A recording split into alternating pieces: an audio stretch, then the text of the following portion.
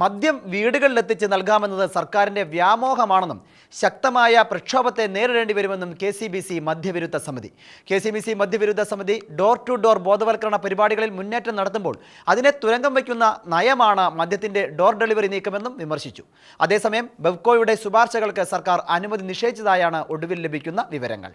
ബെവ്കോ ഔട്ട്ലെറ്റിന് മുൻപിലെ തിരക്ക് കുറയ്ക്കാനെന്ന വ്യാജേന മദ്യം വീടുകളിലെത്തിച്ചു നൽകുവാനുള്ള ബെവ്കോയുടെ നീക്കത്തെ KCBC മദ്യവിരുദ്ധ സമിതി ശക്തമായി പ്രതിരോധിക്കുമെന്നും സർക്കാരിന്റെ വ്യാമോഹം മാത്രമാണിതെന്നും KCBC മദ്യവിരുദ്ധ സമിതി സംസ്ഥാന സെക്രട്ടറി പ്രസാദ് ഗുരുവിള അറിയിച്ചു.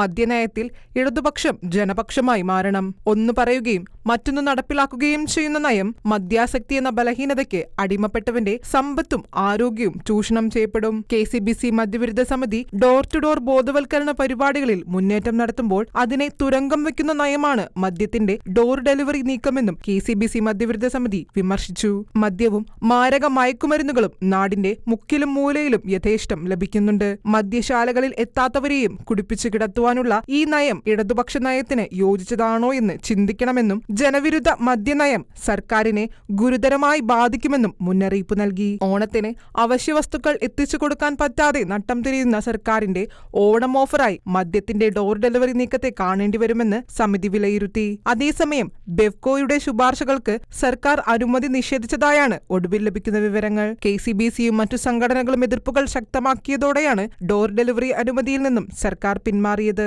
Shekinah news, Kochi.